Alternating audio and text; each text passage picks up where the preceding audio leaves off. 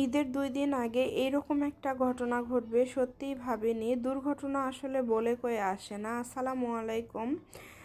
সবাই ভালো আছেন আশা করছি। আমরা একদমই ভালো নেই। ঈদের 2 দিন আগে আমার বাচ্চাটার এইরকম একটা অ্যাক্সিডেন্ট হবে, এটা সত্যিই ভাবা ছিল না।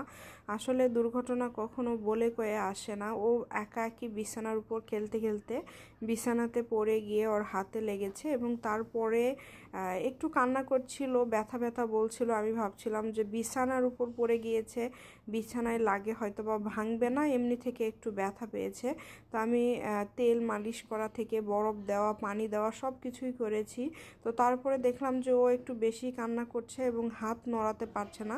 তখন একটু ভয় ভয় লাগতেছিল। তো তারপরে ওর বাবাকে বললাম যে সন্দেহ দূর করার জন্য একটা এক্স রে করা ভালো। তো ওর বাবা ডাক্তারের সাথে কথা বলে একটা এক্স রে করার ব্যবস্থা করলো এবং এই তো এক্স রে করতে নিয়ে আসছি। খুবই খারাপ একটা ঘটনা ঘটলো আসলে।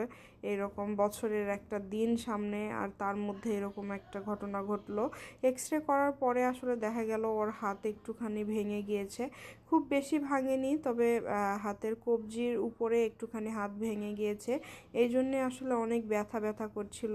তো তারপরে আমরা ডাক্তারের এখানে নিয়ে আসলাম, প্লাস্টার করতে হবে, প্লাস্টার করার জন্য।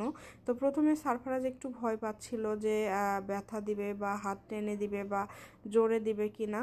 তো তারপরে আসলে খুব ভালোভাবে আসলে ওকে আলতো আলতো করে দিয়েছে। আসলে ডাক্তারটা অনেক বেশি ভালো এবং ওকে কথার ছলে গল্পের ছলে প্লাস্টার করে দিয়েছে। তো এই কারণে আসলে ও খুব বেশি কষ্ট পাওয়া বা খুব বেশি ভয় পাওয়া এরকম কিছু হয়নি। ও আরও শেষের দিকে হাসতেছিল, কিন্তু যতই হাসুক তারপরেও ঈদের দিন এরকম করে থাকবে বাচ্চাটা, এটা ভেবে আসলে খুবই খারাপ লাগছিল। এবং রীতিমতো যখন আমি এক্স রে করার পরে যখন বলল হাত ভেঙেছে, তখন তো আমি ওর বাবা দুইজনেই মানে প্রচুর কান্না করা শুরু করে দিয়েছিলাম।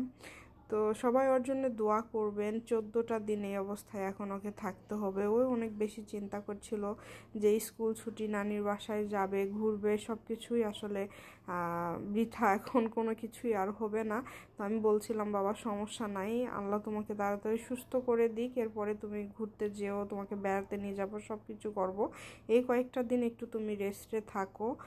তো ওর বাম হাতটা হয়েছে, ডান হাত হলে হয়তো বা আরও বেশি কষ্ট পেত, সব কিছুতেই সমস্যা হইতো। এই কারণে বাম হাত হওয়াতে তাও একটু ভালো ইয়ে পাচ্ছে, বোধ পাচ্ছে, কারণ ডান হাত দিয়ে তো আসলে সব কিছু করতে পারছে।